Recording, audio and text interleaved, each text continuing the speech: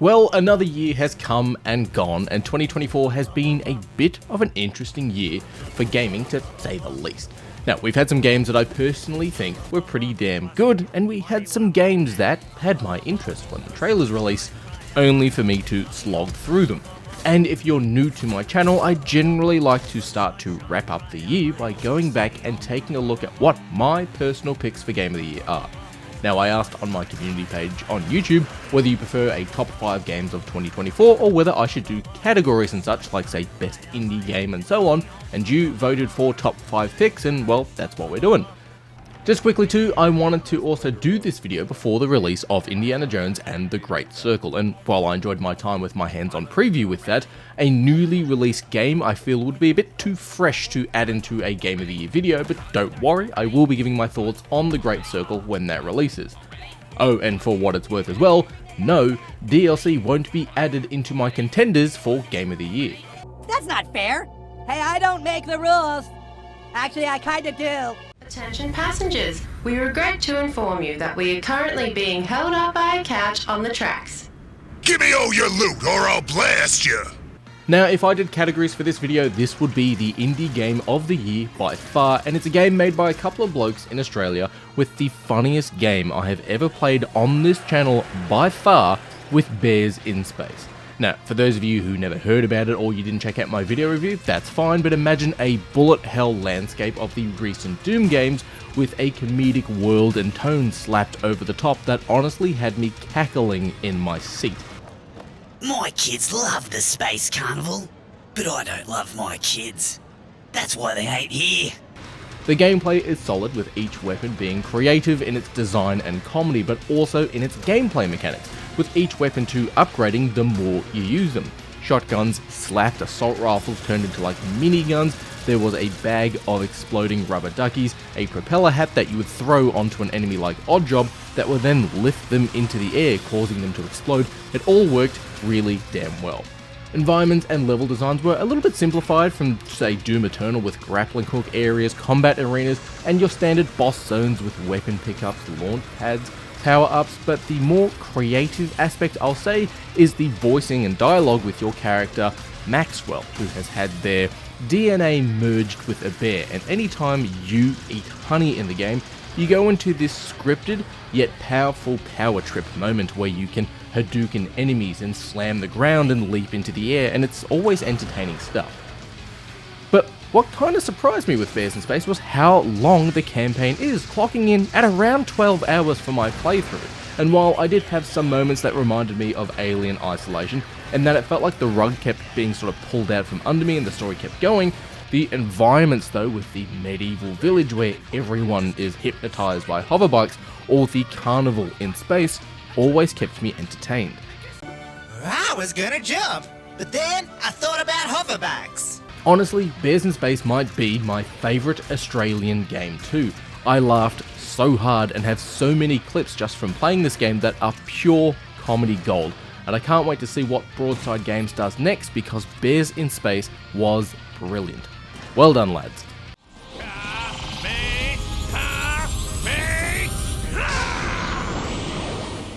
A bit of a recent release, but Dragon Ball Sparking Zero. Yeah, it's a pretty damn rad Dragon Ball fighting game, and Bandai Namco have been on a bit of a roll this year with fighting games with the release of Tekken 8 and Sparking Zero.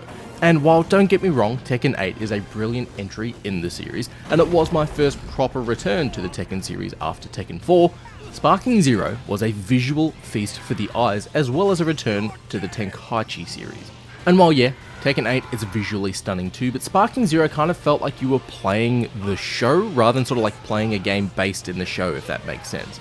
The story is what you'd expect from a Dragon Ball game, where you repeat the timeline of Goku being killed by Raditz and becoming a Super Saiyan, and sort of what you'd expect really. But what it does provide is what ifs. Like, what if Goku survived his battle with Raditz instead of dying, and then what if Goku turns Super Saiyan in his fight against Vegeta on Earth?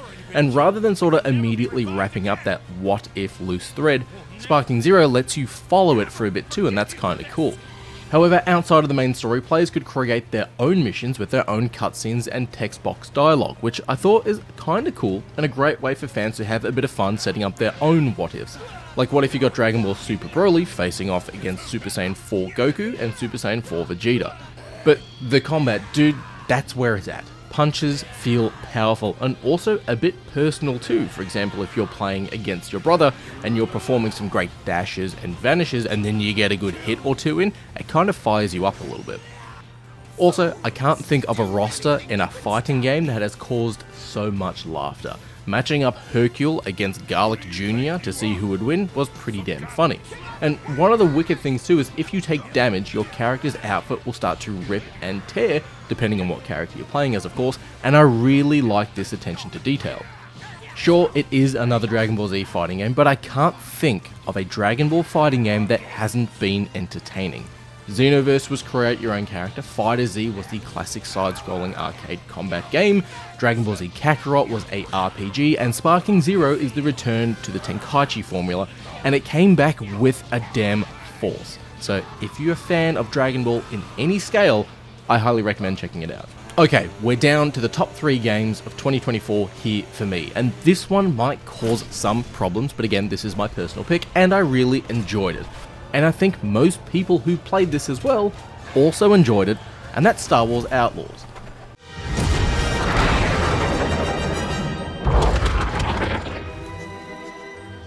Now, I've done a couple of videos on Star Wars Outlaws with what it gets right, what it gets wrong, but Star Wars Outlaws is a different kind of game compared to what we've gotten somewhat recently. EA and Respawn own the Jedi market with their stellar Star Wars Jedi Survivor and Fallen Order releases. EA and DICE also did Battlefront 1 and Battlefront 2, and EA and Motive did Star Wars Squadrons, which was a fun drop and run kind of release game that I actually think has some potential to keep going. But Ubisoft and Massive Entertainment decided to do something separate away from the Jedi, away from the Empire versus the Rebels, away from, well, what makes Star Wars, and they tried their hand at making a scum and villainy third-person shooter with adventure elements and some very light RPG, if you will, with Star Wars Outlaws. And for a first crack at a popular, yet super toxic fandom, I think they did pretty good. The story is pretty straightforward and a bit predictable in some points, and there are some pointless cameos here and there too, but in my opinion, I will applaud the team for making something that stays away from lightsabers. And while yes, it is hard to avoid the Empire and the Rebels when you set your game between The Empire Strikes Back and Return of the Jedi, they don't overly feel like they take the core focus of the game. Like, yes, the Empire and the Rebels are in the game, and you can do missions surrounding and with them, but they're not the core story. Kay's story, the main character, isn't about just running away from the Empire. The combat is fun, it's straightforward. I rather enjoyed its stealth mechanics because it feels like it's been pulled straight out of Splinter Cell, which I loved. The companion character of Nyx was actually properly useful, and there are some light RPG mechanics like upgrades for your character Kay. You can upgrade Nyx, you can upgrade your speeder and your ship, as well as outfit options that will give Kay some more buffs as well. I think Star Wars Outlaws they got a bit of a bad rap, and the devs are releasing more and more DLC for the game with the new DLC Wildcard that is out now. Now, I'm about an hour or so into it, but the setting and theming around it is actually pretty cool from what I've seen so far. But on top of that, the devs are also doing graphical updates, quality of life updates, and whether you check it out now or maybe 6 to 12 months time, I think everyone should at least try Outlaws at some point, because there is some fun to be had here.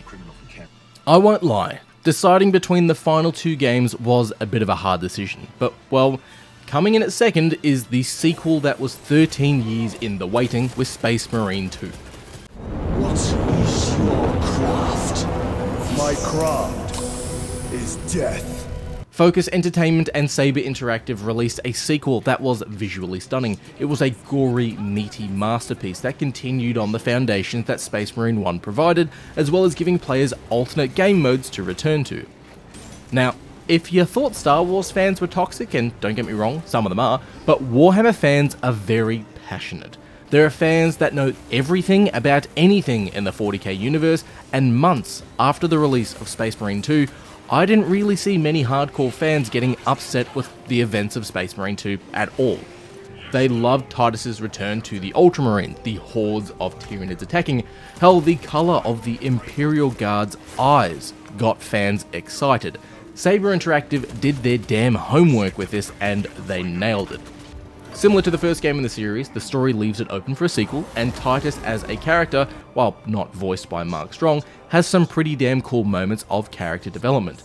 The general combat is the same as the first game, with some new weapons to use, environments and planets to explore, but we've also got some more boss fights. And what works as another side of the same coin, if you will, is the operations mode that has you play as a separate squad of Space Marines while Titus tackles the main campaign, and I kinda like this.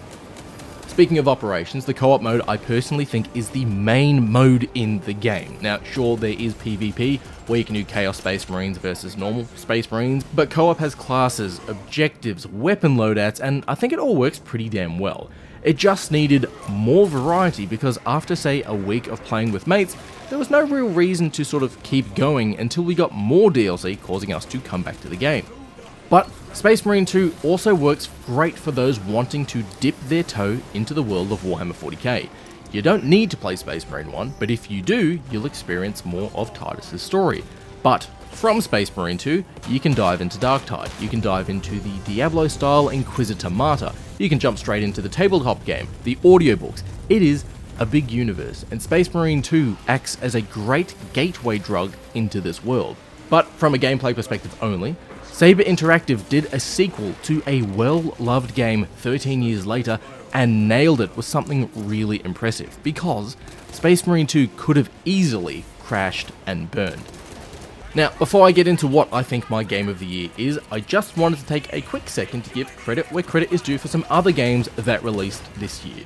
Prince of Persia and The Lost Crown, a separate standalone reboot if you will, where we've got a new prince, but with modernised classic gameplay stylings and mechanics, and honestly, it's a bit of a sleeper hit if you ask me. I think it's a lot of fun on a portable device, especially if you're say going on a flight or you've got a long train trip coming up. I think this game's going to keep you entertained for quite some time. Probably comes as no surprise, but Tekken 8 as well. It's a visually stunning game, and it was the first entry in the series that I returned to after Tekken 4.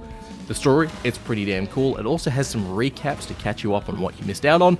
New characters are also quite fun to play as, where the old characters like the Goat King, it's sort of, he played like how I remembered him playing him as a kid. Now, best DLC, I think this has got to go to Warhammer 40k Boltgun Forges of Corruption. It was pretty quick, but it was super entertaining. And I think for a DLC, it kind of has the perfect length. Like, it wasn't too long, it wasn't too short, it was simple, but most importantly, I feel like it leaves an impression on you once you've finished it, because it is a lot of fun. And for flop of the year, well, probably comes as no surprise, it is Suicide Squad. And while a large amount of you watched my Suicide Squad vs Gotham Knights video, and yeah, I said Suicide Squad was better than Gotham Knights, which from a gameplay perspective, I actually still think it is, but its DLC that release gave me no reason to return to it. Now, I tried jumping back in to try out the Joker, and when I saw you have to spend about 5+ hours doing nothing but grinding to unlock him, or pay $10 to unlock him immediately. The Joker had no interactions with Harley Quinn, and it really did change nothing in regards to its story or gameplay. I decided to stop right there. And just quickly, I really enjoyed returning back to Alien Isolation 10 years after its release, which goes to show that how a good video game never really ages. This was also the first year where a Formula 1 game didn't really grip me. It didn't feel like a new entry, but more like a 0.5 upgrade, if that makes sense. Ghost of Tsushima also released on PC this year. It wasn't overly my jam, but I can see why people enjoyed it. But, well, now it's time to move on to my game of the year. Now, when I sat down and really thought about what my game of 2024 would be, I actually sat and properly thought about it. Helldivers 2 stood out.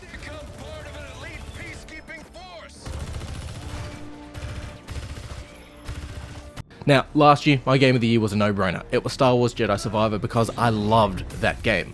But Helldivers 2 worked for me on so many levels. Firstly, the gameplay is super simple, chaotic and hilarious when you're playing with your friends. For months after this release, all I could hear was people at work and on social media, hell, even at social events like DreamHack, just referencing and quoting Helldivers 2 and arranging and organising social games. Hell, one of my friends has gotten themselves a PC just after the launch of Helldivers 2, and they fell in love with it. And while yeah, it does pull a lot of its lore and references from other popular IPs, like Starship Troopers and Warhammer 40k, so in some instances it's not overly original, it is super fucking entertaining. Now, yeah, it did have its issues with Sony sort of coming in and trying to ruin it for everyone, but the devs also did a brilliant job by randomly dropping new enemies and weapons into the game without announcing it, and just waiting for the community to find it and spread the word on social media for them. The introduction, for example, of the flying Terminids was all over my Twitter account for about 3 days or so. But one of the reasons why I think this takes the cake for Game of the Year for me is the community in Helldivers 2. Now, just jumping back 2 seconds to Space Marine, if you say the wrong thing about Warhammer, or even provide your own personal opinion about what you'd like to see in Darktide, you will get 1001 people saying, no, you can't have Chaos Space Marines in Darktide, they'll destroy the Imperial Guard with ease. Only for a Imperial Guard cultist to take down a Space Marine in Space Marine 2. So, yeah. But what I'm getting at is, Helldivers 2 community wasn't like this at all. In fact, it was kind of the opposite. The game was brilliant with new weapons, enemies, abilities and such just being added into the game. The game constantly stayed in a state of random chaos when it came to its levels and dropping in, so you never really ended up repeating the same mission like you would say in Operations mode in Space Marine 2. But the online community for Helldivers 2 really impressed me. First was the overwhelming support for new players when joining in to fight for Super Earth, how veterans would help out and assist those understanding how the game worked. From seasoned players answering calls for help and loading into their drop pods to help out new players, to randoms easily being available to jump into your games to fill a 4-man squad. And while yeah, playing with friends is the way to go so you can just constantly laugh at one another, I actually had no problem playing this game with randoms because we'd always work together. But the key thing was PlayStation fans asking for this game to be cross-play with Xbox, and for the game to come to Xbox so they could all fight for Super Earth together. Now, it comes as no surprise that PlayStation and Xbox fans don't overly get along sometimes. They're constantly comparing their games with each other, like say Uncharted compared to the unreleased Indiana Jones games, or first-party exclusives like God of War compared to the sort of non-existent first-party exclusives that Xbox have released.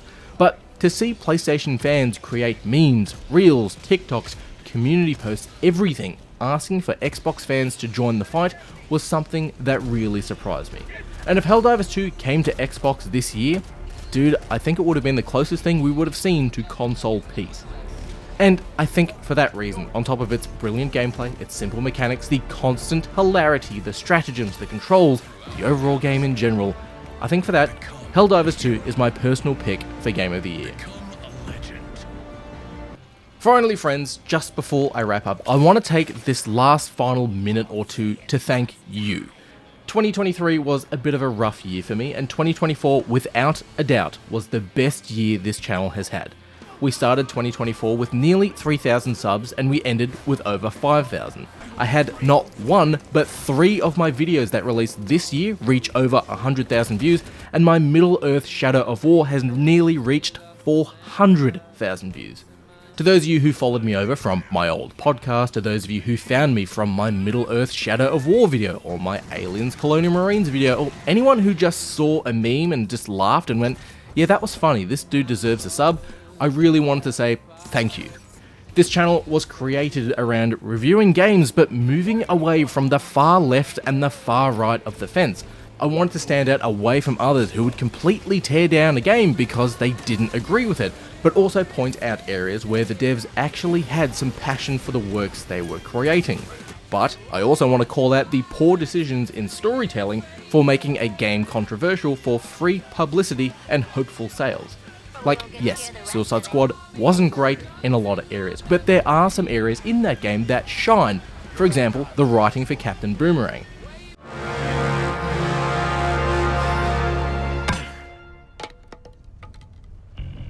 Oh, you shouldn't have done that, Shark. That's Superman. He'll kick your ass. Sure, there are issues with killing Batman and how kryptonite works for Superman, but there are some cool moments here and there in that game. Or how people who enjoyed Star Wars Outlaws got flack online for no reason. A mate of mine enjoyed Outlaws and got destroyed for saying that he personally enjoyed Outlaws. I mean, look, there are some games out there that people love. Ghost of Tsushima, for example, but I don't really gel with, but you won't see me harshing on people's good times for it. Anyways, next year, I've got a few games planned, a new logo's coming for the channel as well, and maybe some more PAX panels, as this year I guested on my first panel. On top of that too, I've got my first kid on their way, and they're here pretty damn soon. So things are going to be a bit big for me in 2025, but for right now, I just wanted to say from one nerd to another, thank you for a fantastic 2024. Your support has meant the world to me. I'm proud of you. But we got one more game releasing in 2024 before we crack on to 2025, and I'm curious what your personal favourite game of 2024 is. But whether you think DLC shouldn't be in the nominations for Game of the Year, or you think South Park Snow Day was your personal favourite game, always remember to play with each other and play with yourself.